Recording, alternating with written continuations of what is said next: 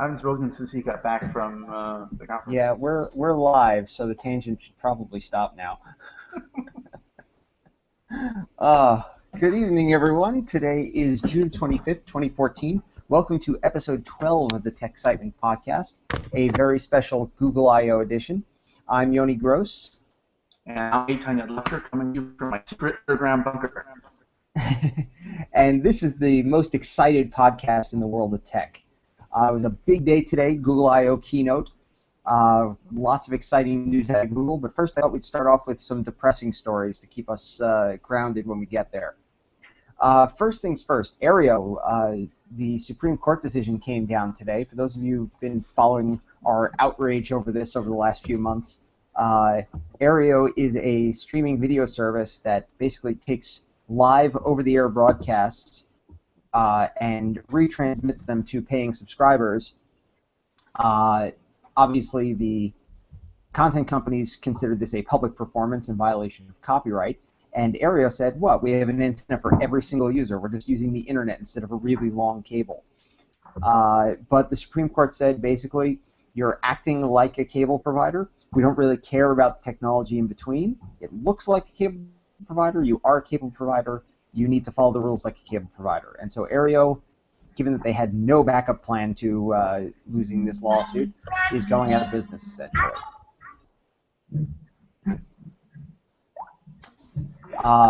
Good times. So, yeah, that was a 6-3 decision by the Supreme Court. There was a dissent that said you kind of have to pay attention to the technology to know if it's a public performance or not, but the majority did not agree. Personally, I think it's because the majority did not understand what was going on. What do you think? Yeah, I mean, the logic of the math behind it makes sense. What does it matter if the antenna's on my house or somebody or another place? Who cares how I get it? If I'm renting an antenna and I'm the only one using that antenna, does it need to physically be on my property? Well, no, but the cable companies could ostensibly use the same logic. I mean, the difference is between using one antenna and using many antennas. Correct. Once you're splitting the signal, we're talking about something else. Once you're reproducing the signal multiple times, that's a different story. But if I want to have a warehouse where I don't have great TV signal in my house, so I want to put it on top of your house because you live at the top of the hill and run a really long-ass cable to my house. If you charge me rental to put it on your house, they can go after you for this. Right. So that's what Aereo was. Aereo was, we're putting the antenna on your house, and you're just connecting to us. We're just connecting to you. Right. So to a technologist, that's a perfect answer. But the Supreme Court is saying, who cares about the mechanism? Real world, what are you doing? You are taking someone's broadcast. The law needs to go by what it actually is doing. Right. The problem is the law is very vague on this subject, and the law could be written and could be interpreted to be written, since it is pretty vague, to say that the question of public performance is not how many sources do you have, but how many people are you transmitting the same information to. It doesn't matter how many times you captured it. Just to play devil's advocate, why does the technology behind it change the fact that Aereo is broadcasting to 100,000 people? They're sending the same. No, because the nature of the technology. I'm giving you cognitive dissonance here. I want to take Ruth Bader Ginsburg and smack her and say, "No, you idiot! Listen." You don't even know which side she came down on this one. It doesn't matter. She's the only current Supreme Court justice whose name I remember. Not my head. I mean, that's very sad. Isn't Rehnquist still a judge on this? Rehnquist? Really? Really? I'm tired. I just had a long day. My head hurts. And you just made my brain go angry, okay? Okay, but he retired years ago. Doesn't matter. I feel like it applies to him too anyway. How do you know? He's a pretty smart guy. But don't all these retired judges consult with the court and still participate in the court even after they retired? They become like lawyers at the Supreme Court level. First of all, no. Second of all, I'm not even sure if Rehnquist is still alive. I don't remember. So you don't know, so don't yell at me. I know he's not on the court. I remember the Alito hearings where we got a new Supreme Court Chief Justice to replace Rehnquist. Yeah. I know where I can get the information, so I don't need to memorize it. Google has replaced our brain. No, So, Google has replaced our brain for information that we don't care to know by heart, but need to be able to get when we need it. Google's replaced our memory. That's what it really means. For certain things. All right, so that's one depressing story out of the way. The point I was trying to make, though, is the nature of technology has to be important. How it works has to be important. You can't make a law based on how something looks. Fine. So then if I paint something that looks like the Mona Lisa, then I can sell it as it looks like the Mona Lisa. I can sell it as the Mona Lisa. It looks like it. I think the point here is that we're caring about results rather than details of the process. So fine. If I paint something and manage to get somebody to buy it for the same amount as the Mona Lisa sells for at auction, I'm just as good as Leonardo da Vinci then? I is equal. Well, we're talking about legal system, not capitalism, but under the legal system, yes. And under capitalism, yes. Under art, maybe. How the thing works has to be taken into account in the law. But why? Just because... First of all, it has to be taken into account into the law. You have to back that up. But second of all, right now it isn't. So saying how the law should be written does not necessarily affect how this decision went. The law is wrong. I don't know what to tell you. Now, look, truth be told, I'm on your side on this one. I just like playing devil's advocate to drive you crazy. But, yeah, that's the court's decision, is that we're going to focus on end results rather than process, which is not totally unreasonable when you put it in those terms. No, it is. Okay, I'll take your word for it. The process. Look, okay, how about this? You have a company and you produce an item, a product. If I produce the same product, but in a completely novel way, can't I have rights to produce it my way? Or can you say the final result is the same? You're producing a product just like mine, therefore you can't do it. Yeah, that's kind of the point. The final result is what matters. You've just made my point for me by messing up your analogy. I disagree, though. I think that if I can make it in a completely novel way, I should be able to produce it my way. So 10 years ago, when Legos were still under copyright, you could 3D print Legos rather than molding them the way the Lego company does. And I couldn't use the name Lego, but yeah, why not? Right, well, blocks that I 3D printed, sure. I'm sorry, not copyright. Lego had patented those bricks, not the process of molding the bricks themselves, the end result. They may have also had a patent on the process of molding them, but that was a separate patent, totally unrelated to the end result. And that's what we're talking about here, end results. There have to be times where the way it's done comes into play, and you can't just say, well, it looks like it, so we're calling it. If it cracks like a duck and it walks like a duck, it must be a duck. Except that's not what's happening here. It looks like a duck and it quacks like a duck, but it doesn't walk like a duck. It walks like a lion. But we're calling it a duck anyway. Yeah, I think we've broken down into meaningless analogies now, so I think we're going to move on. Yes, those are my bread and butter. TrueCrypt. For those of you unfamiliar with it, and Eitan, yes, I'm having another encryption story in here. It's my obsession. Leave it alone. TrueCrypt is the tool that anyone who cares about encrypting their stuff on their computers will use. If you don't trust Microsoft or Apple's solutions, because both companies could ostensibly grant backdoor keys to the federal government or whoever else and not worry about their customers, if you want open source encryption to guarantee the protection of your stuff, TrueCrypt was the method you used. It was an open source project. Everybody used it. It did full disk encryption. It did file encryption. It had all sorts of complex features that were amazing, and it's gone. A few weeks ago, the TrueCrypt project page, TrueCrypt page was replaced with a link to their SourceForge page with only a new build of the program that was useful only for moving your data from TrueCrypt. You could not create a new encrypted volume. You could only get rid of your old data. And there was a message included saying that if you wanted, I'm talking to myself now, but I'll keep going. If you wanted encryption, you would have to, there we go.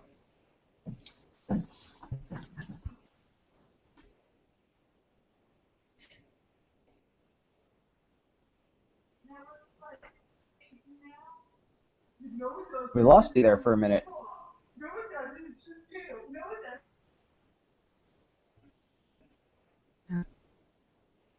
And I'm talking to a blank chair now. Wonderful. Oh, this should be interesting. Well, for those of you still watching this particular moment, TrueCrypt basically said, we're ending the project, and if you want encryption, you can use Microsoft or Apple solutions.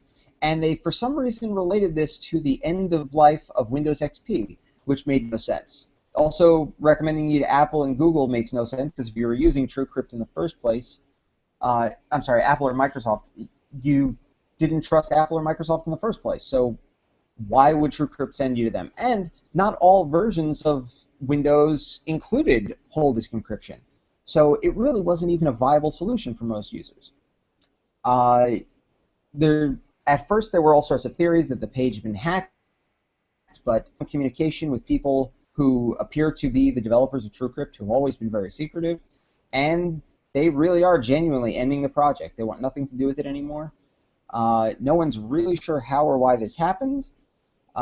Theories abound, but as it stands now, the best tool for encrypting your files safely, securely, without any chance of someone being able to get in without your password is gone. You can still use the previous version, which is still being audited, but there will be no new builds. And the licensing on the original product was such that forking it is not even really going to be an option. If somebody wants to build a replacement for TrueCrypt, they're going to have to build it from the ground up. Huh. We are still looking for a co-host, apparently. In other news, BlackBerry got the Amazon App Store this week onto BB10, and they were very excited with the tens of thousands of apps. In a related story, the Amazon Fire Phone was announced this week, and they're unsuccessful because Amazon's App Store is just a sad excuse for an app store, lacking an enormous number of the apps that would otherwise be available on other platforms. Hey! We each now have a screensaver version of ourselves in this podcast. Yeah, well, I don't know what happened. My network had a little issue. Yay, Comcast!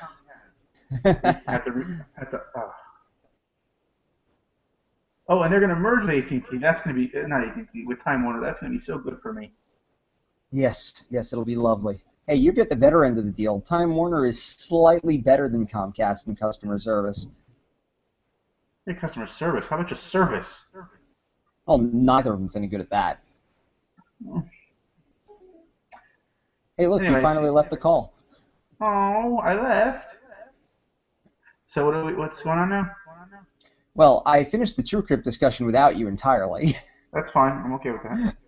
I'll go back to the BlackBerry story because that was my lead into the Amazon Fire Phone.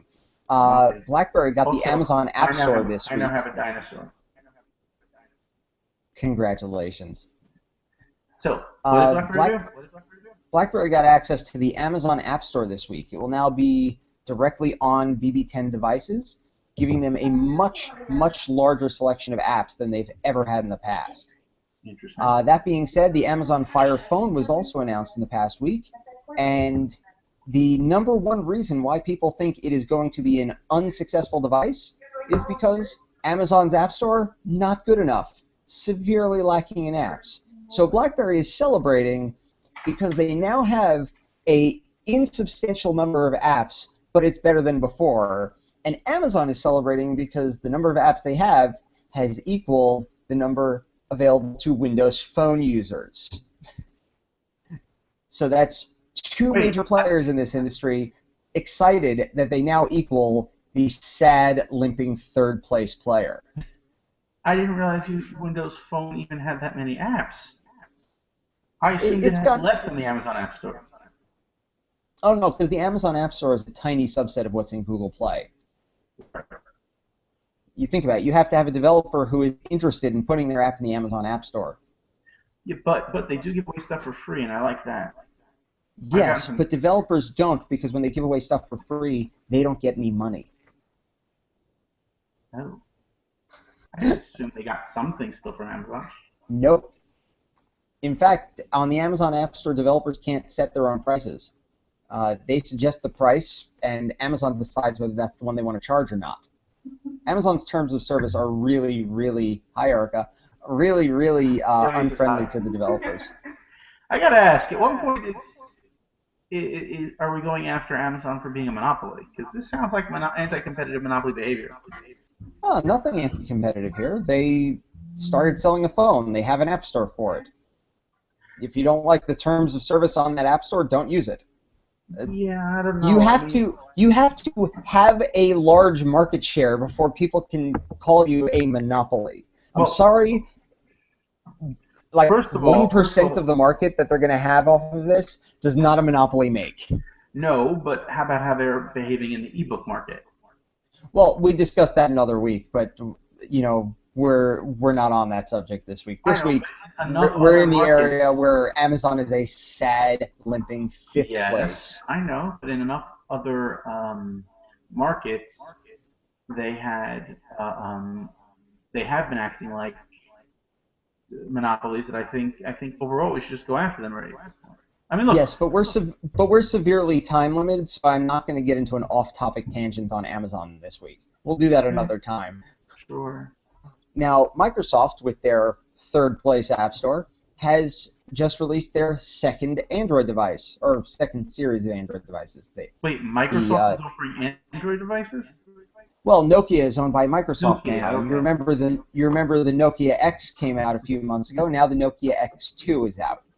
And in true early day Android style, the original generation Nokia X devices will not be getting an update to the new platform.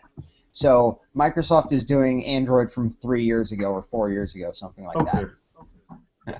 Well, I mean, they have their own operating system, so. Yeah, it's very confusing why the entire Nokia X division is still doing anything, I guess because they put in all that work before Microsoft bought them. I would bet this is the last gasp and they're done with it now. I don't know.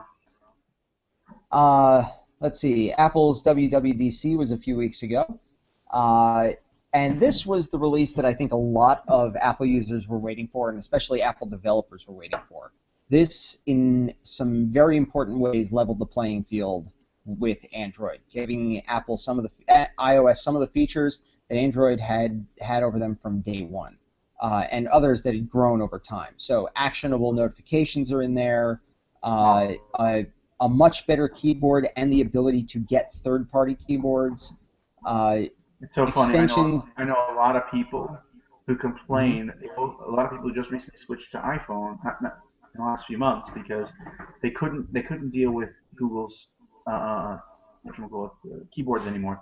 Too much having to go back and fix words and spell check all your words because you just couldn't hit just the one button. You hit too many other buttons, and they finally just switched. No joke, somebody I work with who just switched back to iOS. This sounds so wrong to me. For the keyboard, because he just couldn't handle it anymore, and on iOS he never has to order spell check or anything. It always is right. Are you having a seizure or something? I wish I was. I wish this was the only person I knew like this. I don't understand it. Are you kidding me? How is that even possible? iOS has, bar none, the worst software keyboard in the industry. People are dying for the new keyboards in iOS 8, and they still have to wait a few months until they're ready. I don't know. Oh my God, I don't know, but these are people.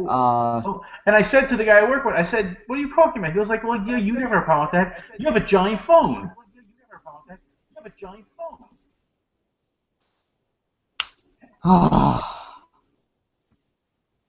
Uh, I, I don't understand. Okay, I'm moving on. So extensions that let applications share information with each other. Uh, Widgets, although iOS keeps them in the notification shade, not on the home screen. oh, that's iOS got interesting. a big feature leg up. Widgets Uh, in your notification pane. well, they already had that a little bit. If you look at like the stock ticker and things like that are If you couldn't change those, I hated those. I wanted right, to get rid of them. right. So there's a lot more flexibility to it now. That's what iOS just got is some of, not all of, but some of the ability that Android had that iOS did not. Mm. It's going to be a big leg up for developers, along with the new programming language that people seem very excited about. It's going to be a good release for iOS. People who use iOS devices should be very excited about iOS 8 this fall.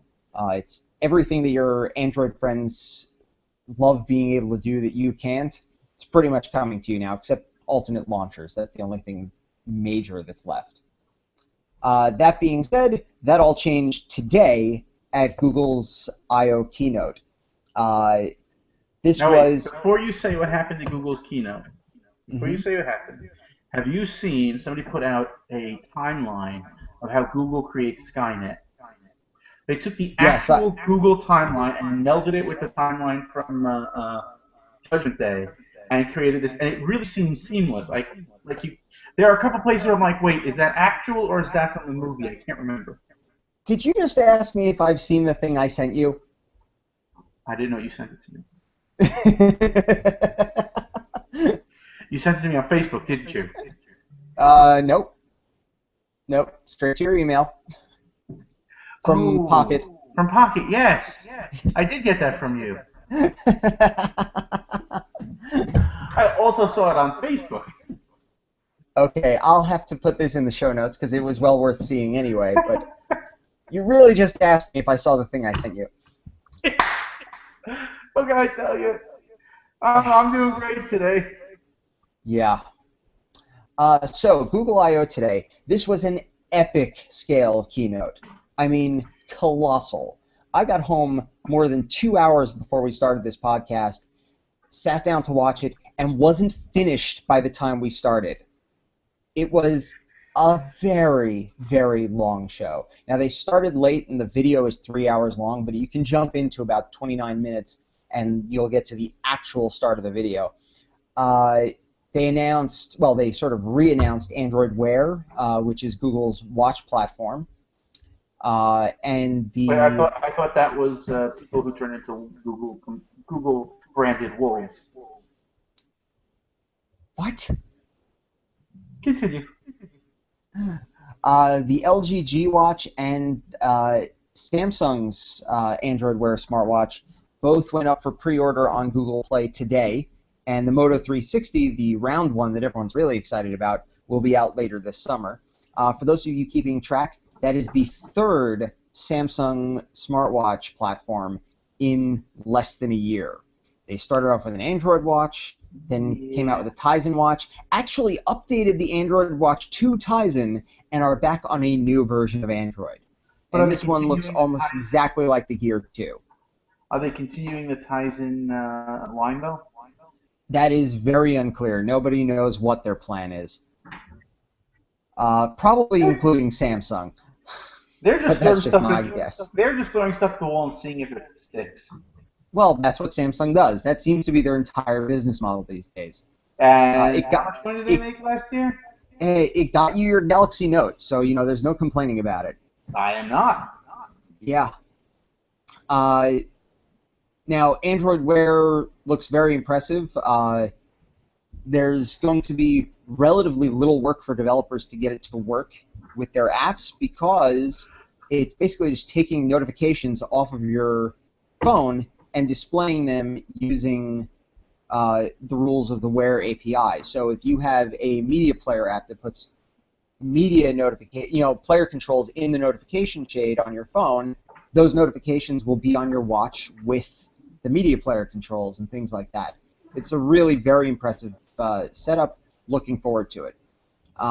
We also got a quick look at the Android L release. They didn't say the name or the number, just that it will be starting with the letter L. For those of you who Lollipop? don't know, Android version numbers, when they give a new name to them, get alphabetical desserts. So we're up to the letter. Yes, I'm hoping for lollipop or licorice. There's also lemon drop in the running, a couple others. Although since Kit Kat, maybe they're going to go with a branded name. So we got to see if it's a branded L food. There have been suggestions for Laffy Taffy, because you are right. If they get another sponsorship, we could see another brand name this time. The L release looks like Google is saying, and it looks like the biggest visual redesign of Android ever. It is a major change. What is it this time? It looks nice. They're doing, where iOS went from 3 dimensions to much flatter in the last release, Google is going from a very flat look to something with dimensions. So basically, when Apple zig, Google zag. Yes, but in a very different way. iOS used to have like buttons that looked like physical buttons that were rounded on top. Google is going with layers of flat spaces. So developers can dictate that a button will be, X distance off of the page, and the system will automatically add lighting and shadows as if that button were hovering over the page. Interesting.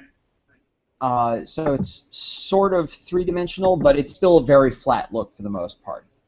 It looks very nice, and developers will be far more excited about it than users for a while. Google's also bringing in something that Moto X users will remember, trusted devices and locations. If you are in a location that you consider safe or connected to a Bluetooth device like a smartwatch, your phone will just be unlocked. But if you lose your phone or walk away from it, it'll lock itself. I have a complicated setup with Tasker to produce the same results for myself, and Moto X users have that functionality built in, but this is going to be a straightforward built-in solution for Android that will get this job done extremely well. It looked very impressive. Nice. Google unveiled their car solution today, which self-driving looks car? a lot... not self-driving car, but the Android console for cars. So you can connect your phone to your car and have an in-dash console that handles your phone controls. You don't need a tiny little phone to play with on the road anymore. You can use voice commands and a large touch screen, and it'll just handle everything on your phone, but it'll be projected onto that screen. It's very similar to Apple's iOS in the car. This is called Android Car, I think was the name of it. And what I thought was the most interesting announcement that I got to, because I didn't get to all of them, was Android TV. For those of you keeping score, this is now 4 years in a row where Google has had a summertime solution for televisions in the living room.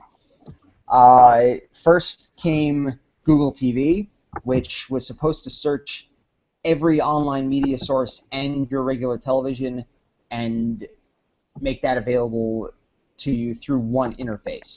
And they forgot two things. First, that everyone hates having a keyboard for their television, and second, that they had to talk to content companies before releasing said product, or they would get blocked on every website on the internet. And they did. And they did.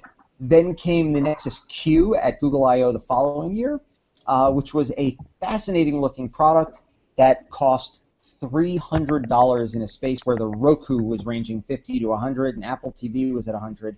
$300 was just no starter. They gave all the pre-orders away for free and never offered it for sale again. The following summer, I forget if it was a week before or a week after I/O, in a bizarre timing coincidence, they released the Chromecast, and the Chromecast was the first thing they released that had real traction. $35 for a stick that plugged into your TV's HDMI port. You controlled it with your Android or iOS device, and you could watch anything from any app that supported it, and a lot of apps supported it. And Google said it is outselling any other streaming box at major retailers like Best Buy. So that has been a very successful solution for them. And $35 is buckus for it. Yeah, it was a no-brainer. But they still wanted a solution that hardware manufacturers could work with. I only had a TV. They still wanted a solution hardware manufacturers could work with, and something that would give users more friendly interface than having to control from their phone, because what if someone in the house is a little kid who doesn't have a phone or something like that? And so today they announced Android TV. Basically, it's a streaming box that lets you stream stuff from the usual major apps you get from a streaming box, and use a regular remote like you would with a regular streaming box, and supports Chromecast functionality.